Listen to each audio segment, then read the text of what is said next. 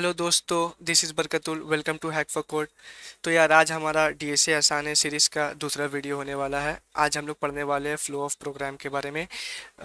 Basically जब आप शुरू कर रहे हैं प्रोग्रामिंग में, तो आपको कोई भी प्रोग्राम लिखने से पहले उसका फ्लो चार्ट जानना बहुत ज़रूरी होता है। मतलब कि अगर आप किसी प्रोग्राम का फ्लो चार्ट लिख दे रहे हैं और उसका सीडो कोड लिख दे रहे हैं, तो बहुत आसान हो जाता है उसको प्रोग्रामिंग लैंग्वेज में कन्वर्ट करने में। ठीक है, तो चलिए शुरू करते हैं। फ्लो ऑफ प्रोग्राम क्या है कि जैसे कि आपको कोई प्रोग्राम लिखना है। लेट्स सपोज कि आपको यूज़र से दो नंबर इनपुट लेना है और उसको सम करके प्रिंट करना है। तो सबसे पहले तो आपको उस चीज़ को विजुअलाइज करना होगा कि हाँ, हमको दो नंबर लेना है इनपुट। उसके बाद फिर उसको सम करना है, उसके बाद फिर उसको प्रिंट करना है या आउटपुट देना है।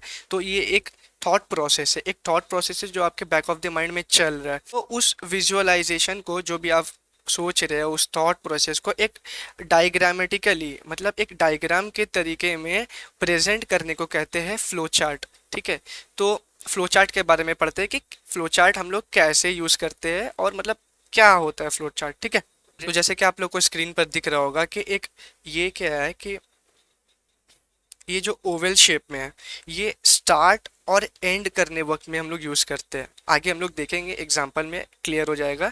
बट अभी समझिए कि एक ओवल शेप में जो होता है, अगर हम लोग प्रोग्राम स्टार्ट करें, कुछ भी चीज़ स्टार्ट करें, तो एक मोमेंट में स्टार्ट करेंगे, एक मोमेंट में एंड करेंगे, उस बीच में जो करना होगा वो करेंगे। तो स्टार्ट के टाइम में इस ओवल शेप में हम लोग रिप्रेजेंट करते हैं और एंड के वक्त को इस ओवल शेप में ही हम लोग रिप्रेजेंट करते हैं। ठीक है, और ये जो रेक्टेंगल शेप में, ये क्या है कि इसके अंदर में प्रोसेस हो रहा होता है। वो आगे आपको एग्जांपल में और क्लियर समझ में आएगा। और ये जो रेक्टेंगल है थोड़ा टिल्ड में, तो इसमें इनपुट या आउटपुट उस चीज़ को रिप्रेजेंट करते हैं। अगर हमको यूज़र से कुछ इनपुट लेना है, यूज़र कौन है? देखिए, हम अगर प्रोग्राम लिख रहे हैं, आप अगर प्रोग्राम लिख रहे हैं, तो आप प्रोग्रामर है। बट जिसके लिए लिख रहे हैं, जो आपका प्रोग्राम को यूज़ करेगा, तो वो यूज़र हुआ। तो अगर उससे आपको कुछ इनपुट लेना है या आपको आउटपुट देना है, तो वहाँ पे इस वाले सिंबल में हम लोग रिप्रेजेंट करेंगे इनपुट और आउटपुट को। और ये क्या है? ये डिसीजन इसमें मेक करते हैं। लेट सपोज कि अगर आप कोई सैलरी ले रहे हैं, ठीक है, कि अगर सैलरी 1,000 से ज़्यादा हुआ तो इतना बोनस देंगे, अगर 1,000 से कम हुआ तो इतना बोनस मिलेगा। तो या तो ज़्यादा होगा या तो कम होगा, दोनों एक साथ तो होगा नहीं। तो अगर ज़्यादा हुआ तो एक तरफ जाएगा फ्लो प्रोग्राम का, अगर कम हुआ तो दूसरी तरफ जाएगा फ्लो प्रोग्राम का। तो वो चीज़ यहाँ पे हम लोग डिसाइड करते हैं कि ये ज़्यादा होगा या कम होगा, उस कंडीशंस को यहाँ पे लिखते हैं। ठीक है, और ये एरो सिंपली प्रोग्राम का फ्लो को डिनोट करता है। ठीक है, तो एक छोटा सा रिकैप कर देते हैं कि ओवल शेप में हम लोग स्टार्ट या स्टॉप को डिनोट करते हैं। अगर पैरेललोग्राम बना हुआ है जो रेक्टेंगल और टिल शेप में है, तो उसमें हम लोग इनपुट या आउटपुट इस चीज़ को रिप्रेजेंट करते हैं। प्रोसेसिंग कहाँ होता है? एक रेक्टेंगल रहता है, उस रेक्टेंगल में प्रोसेस, जैसे कि मान लीजिए आप स्टार्ट किए प्रोग्राम, ठीक है, स्टार्ट किए, स्टार्ट और स्टार्ट का एक ओवल शेप बना है, स्टार्ट कर दिए। उसके बाद आप यूज़र से दो इनपुट लिए, दो नंबर इनपुट लिए, तो वहाँ पे पैरेललोग्राम यूज़ किए। उसके बाद उस दो नंबर को सम करना है। सम एक प्रोसेस कर रहे हैं हम लोग कि दो नंबर को ऐड कर रहे हैं, तो वो प्रोसेस कहाँ होगा? ये रेक्टेंगल वाले शेप में, ये यहाँ यहाँ पे वो सम होगा, प्रोसेस होगा। ठीक है, उसके बाद फिर वो कंडीशन कहाँ आता है? वो डायमंड वाले शेप में हम लोग कंडीशंस को बताते हैं, कंडीशंस को रिप्रेजेंट करते हैं। और ये नॉर्मल फ्लो ऑफ प्रोग्राम। तो चलिए एक एग्जांपल देखते हैं फ्लो ऑफ प्रोग्राम का, कि एक, मान लीजिए आपको एक प्रोग्राम लिखना है जिसमें यूज़र से आपको एक उसका नाम इनपुट लेना है, ठीक है, और उसको फिर आउटपुट में हेलो के साथ नाम प्रिंट करना है। तो उसको कैसे लिखेंगे? यहाँ सबसे पहले प्रोग्राम को स्टार्ट करना है, ठीक है, तो ओवल शेप में हम लोग स्टार्ट में रिप्रेजेंट कर रहे हैं यहाँ पे। ठीक है, उसके बाद फिर उसके नाम को यूज़र से इनपुट लेना है, तो ये पैरेललोग्राम में इनपुट लिए नाम को। ठीक है, और नेक्स्ट स्टेप में क्या करना है? लॉजिकली सोचिए कि नाम इनपुट लिए और उसको हेलो के साथ प्रिंट करना है, और बीच में कुछ प्रोसेस करना है? नहीं करना है।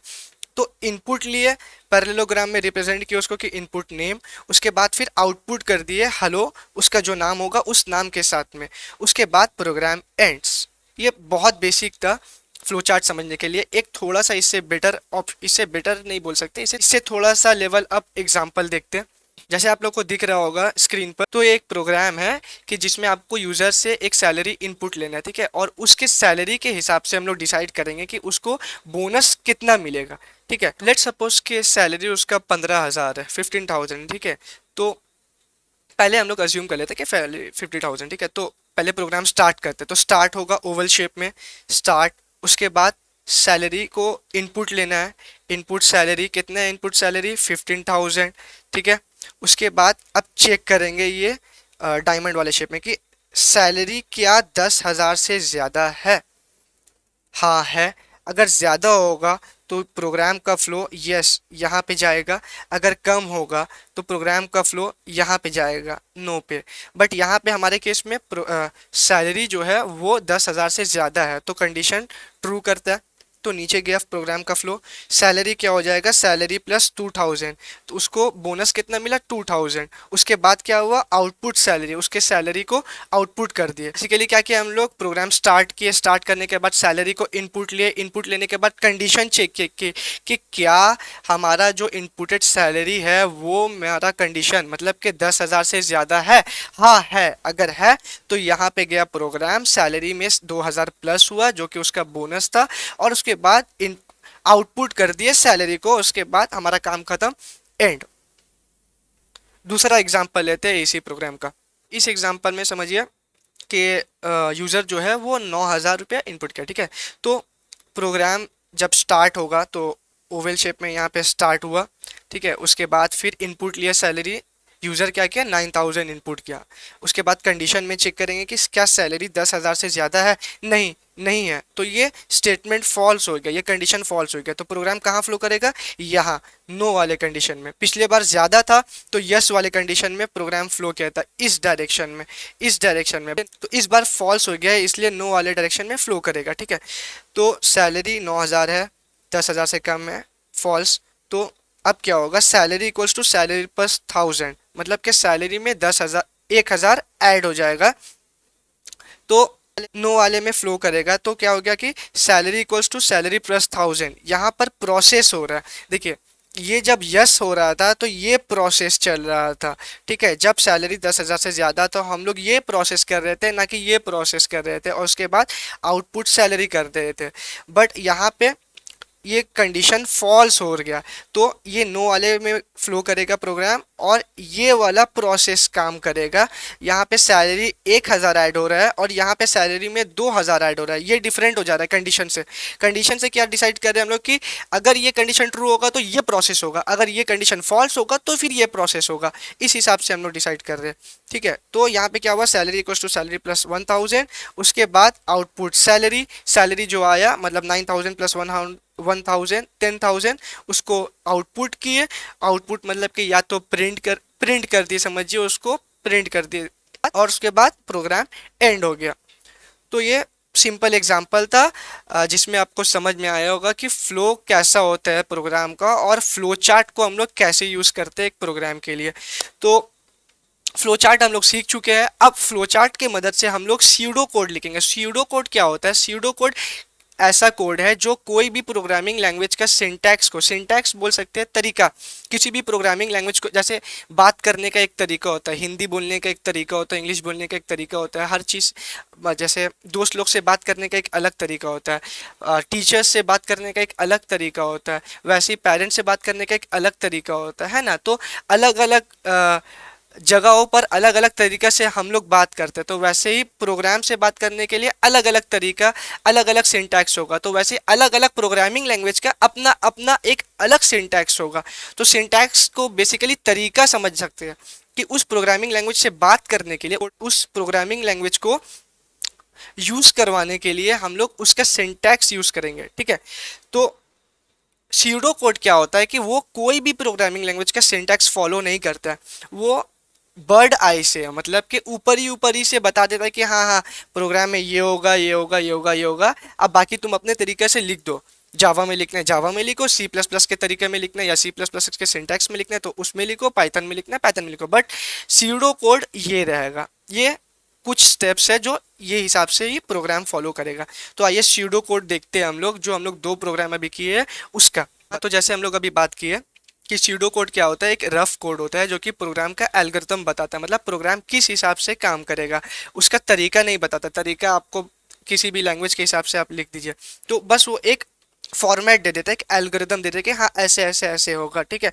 सिंपल वर्ड्स में अगर बोले तो ये वो मतलब ह्यूमन रीडेबल होना चाहिए। कि अगर हमको किसी को बताना है कि एक प्रोग्राम लिखो, सपोज कि 2 नंबर का सम निकालना है, तो उसको क्या बोलेंगे कि भाई स्टार्ट करो प्रोग्राम।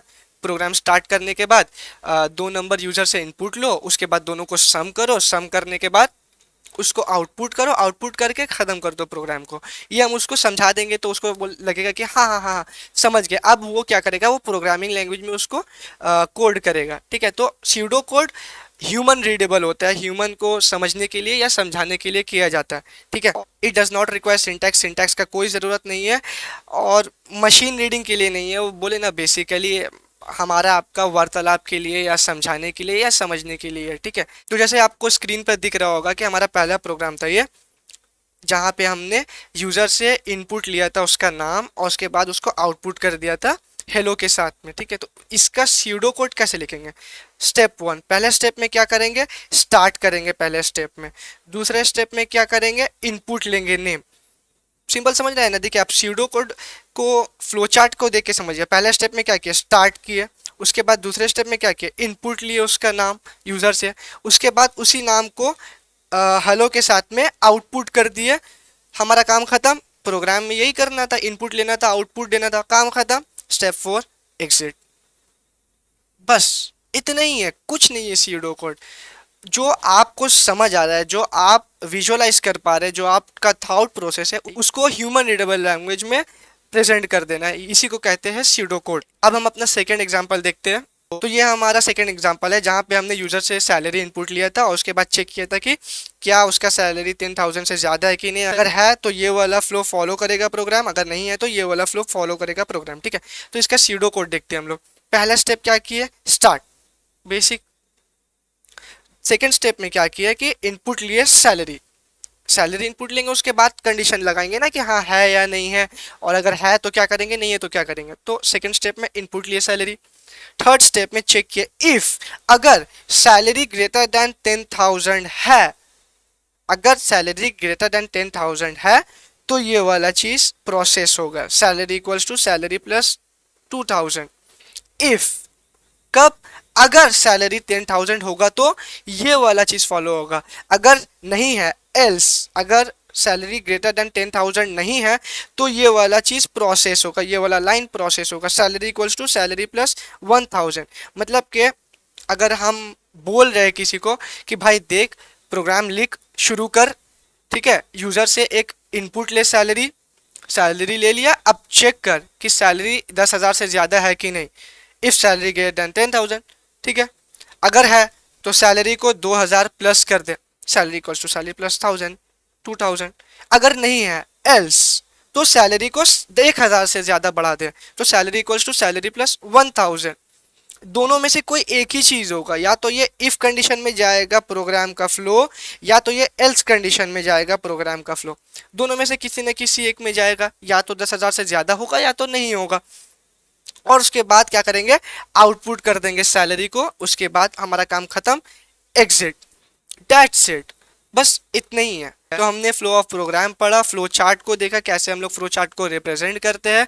मतलब कि अगर कोई प्रोग्राम आपको दिया गया है, अगर आप बिगिनर है तो उस प्रोग्राम को सबसे पहले विजुअलाइज किए, थॉट प्रोसेस कुछ माइंड में आया, उसको क्या किया, उसको फ्लो चार्ट में रिप्रेजेंट कर दे कि हाँ ऐसे ऐसे ऐसे ऐसे हमारा प्रोग्राम का फ्लो चलेगा, कि अगर ये होगा तो ये होगा, ये होगा तो ये होगा, ये प्रोसेस होगा, ये प्रोसेस होगा, ये इनपुट लेना है, ये आउटपुट लेना है। एक बार फ्लो चार्ट बन गया, उसको देख के हम लोग सीडो कोड लिख सकते हैं कि हाँ स्टार्ट हुआ तो ये हुआ, इसको इनपुट लेंगे, इसको इफ़ अगर ये होगा तो ये होगा, एल्स होगा तो ये होगा, उसके बाद आउटपुट किए, एग्जिट कर दिए। तो इसके बाद क्या होगा कि एक सीडो कोड देख के आपको, अगर आपको किसी लैंग्वेज का सिंटैक्स आता है तो सीडो कोड देख के आप आराम से प्रोग्राम लिख सकते हैं। तो यार आज के लिए बस इतना ही। उम्मीद करते हैं कि आपको आज का लेक्चर समझ आया होगा, किस तरह से प्रोग्राम काम करती है, मतलब प्रोग्राम का फ्लो क्या हिसाब से होता है, सीडो कोड क्या होता है, फ्लो चार्ट क्या होता है। अगर आपको आज का लेक्चर अच्छा लगा तो प्लीज़ लाइक करें, कमेंट करें और अपने दोस्तों में शेयर करें। प्लीज़ प्लीज़ प्लीज़ शेयर करें। हैक फॉर कोड को ट्विटर पे फॉलो करें, डिस्कॉर्ड सर्वर ज्वाइन कीजिए और अपने दोस्तों में भी फैलाइए। और हैश नोट पे हमारा ब्लॉगिंग सीरीज भी साथ ही साथ चल रहा है पैरेलली। तो बेसिकली हम लोग प्लान किए कि जो बिगनर्स के लिए, जिन्हें ब्लॉगिंग बिल्कुल नहीं आता है, कि मार्कडाउन लैंग्वेज नहीं पता क्या होता है कैसे नहीं होता है, तो हम लोग बहुत जल्द एक ऐसा वीडियो लेके आने वाले हैं जो वन शॉट वीडियो होगा, जिसमें पूरा ज़ीरो से आपको एक ब्लॉग पोस्ट करवा देंगे। ठीक है, मतलब साथ ही साथ पैरेलली हैंड्स ऑन रहेगा, साथ साथ आप मार्कडाउन सीखेंगे, हैश नोट प्लेटफॉर्म में कैसे ब्लॉग्स लिखा जाता है, नहीं किया जाता है, किस हिसाब से स्ट्रक्चर्ड किया जाता है, एडिट किया जाता है। उसके बाद फिर उसी टाइम साथ ही साथ हमारे साथ आपका पहला ब्लॉग पोस्ट होगा। तो हैश नोट पे हमें फॉलो करें, हैक फॉर कोड पे लिंक डिस्क्रिप्शन पर दिया है। चलिए तब आज के लिए इतना ही, मिलते हैं अब अगले वीडियो में, तब तक के लिए कीप ग्रोइंग। Thank you.